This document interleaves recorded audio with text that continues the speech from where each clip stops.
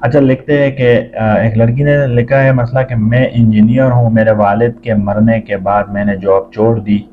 اور دیکھ بھال کی وجہ سے، اور میں عالمہ کے دوسرے سال عالمہ کا کورس کر رہا تھا، دوسرے سال میں ہوں، تو آفس جاب کرنا مشکل تھا مدرسے کے ساتھ۔ پھر میں نے آن لائن کام شروع کیا، میں مضامین لکھتی ہوں، پھر مجھے تعلیمی تحریری کام کے لیے اب ایک پیشکش مل گئی، جس میں تنخواہ اچھی تھی اور کوئی اکیڈمی تھی، اس میں کچھ کام تھا اور رائٹنگ وغیرہ کا۔ کمپنی بیرون ملک طلباء یا کلائنٹ سے کام لیتی ہے، زیادہ تر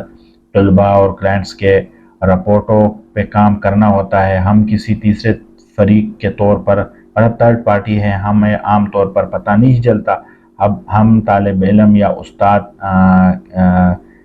کس کے لیے کام کر رہے ہیں۔ میرا سوال یہ ہے کہ اس سے حاصل ہونے والی کمائی جائز ہے یا نہیں، کیونکہ یونیورسٹی نہیں جانتے ہے کہ طلباء اپنی رپورٹ خود کر رہے ہیں یا نہیں، تو کیا یہ دھوکہ میں تو نہیں آتا؟ لیکن آخر میں ہم اس ملازمت کے کام کو تیسرے فریق کے طور پر کام کرتے ہیں اور الجھن میں ہوں۔ میں ہمیشہ کہتا ہوں چھوٹا سوال لکھے، اتنا سوال لکھتا ہے کہ سننے والا بھی حیران ہو جاتا ہے کہ یہ کیا کہہ رہا ہے مولوی صاحب۔ یہ اس کا خلاصہ یہ ہے کہ کہتے ہیں کہ جی میں ایک تھرڈ پارٹی ہوں، میں کسی اسکول کے ساتھ کام کرتا ہوں، وہ باہر ملکوں سے کام لیتا ہے اور وہ کام ایسا ہے کہ ہمیں نہیں پتا، ان کو نہیں پتا کہ یہ کام یہ بچے کر رہے ہیں یا یہ اس کے لیے کوئی کر رہے ہیں۔ تو کیا یہ غلط تو نہیں، دھوکے میں تو نہیں آتا کہ بچے جا کے اس کو اپنا کام دے دے؟ تو کرتے تو ہم ہیں، تو مسئلہ بیسک یہ ہے۔ تو اس کے بارے میں انہوں نے لکھا ہے کہ اگر اس پہ پیسہ لینا جائز ہے، اجرت پہ پیسے لینا، کوئی چیز لکھنا یہ جائز ہے، بشرط یہ کہ لکھے جانے والے مضامین جائز ہو۔ اب کوئی غلط نہ ہو، کوئی فلم کی سٹوری نہ ہو، کوئی اور چیز نہ ہو، بالکل جائز ہے۔ لیکن اگر آپ کو یقین یا غالب گمان ہے کہ آپ کو لکھنے کے لیے جو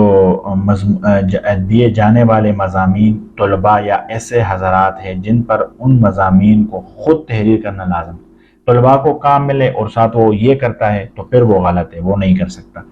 اور مگر وہ لوگ آپ مضامین کو لکھوا کر اپنی طرف منسوخ کرتا ہے، لکھتے یہ ہے اور وہ بچے کہتے ہیں کہ یہ تو ہم نے لکھا ہے، تو پھر وہ حرام میں آتا ہے، اس کی کمائی بھی حرام میں آتی ہے، کراہت سے خالی نہیں ہے، مطلب نہیں کرنا چاہیے۔ اور اگر یقین سے معلوم ہو جائے کہ دوسرے کا کام اپنا ظاہر کر کے پیش کرتا ہے اور تعلیمی سند لیتے ہیں، تو یہ دھوکہ ہے، دھوکہ دینے والوں کے ساتھ تعاون ہے، جس کی شریعت میں بالکل اجازت نہیں ہے، پھر بالکل غلط ہے۔ یہ تفصیل اس میں ہے، کون سا ہے، فتاوی دارالعلوم کراچی کا فتویٰ ہے۔ اچھا، کہتے کہ بیت الخلاء کی دعا متصل استنجا اور غسل خانے جیسے اٹیچ باتھ روم کی چار دیواری میں داخل ہونے سے پہلے بیت الخلاء کے لیے دعا،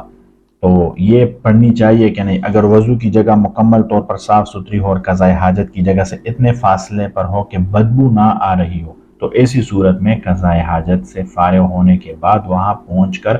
بیت الخلاء سے نکلنے کی دعا اور وضو کی دعائیں پڑھنے کی گنجائش ہے۔ لیکن اگر بدبو آ رہی ہو یا جگہ صاف نہ ہو تو زبان سے نہ پڑھے، دل سے پڑھ سکتا ہے، مطلب یہ بالکل پھر ایسے ہے کہ بیت الخلاء سے جانے سے پہلے پڑھ لے، اور اندر اگر وہ وضو کرے، جیسے کہ آج کل ہمارا اٹیچ باتھ روم ہوتا ہے، چھوٹا ہوتا ہے، تو پھر دل میں دعا پڑھ لے، لیکن چھوڑنے کے وہ نہیں ہے، لازمی پڑھنا چاہیے۔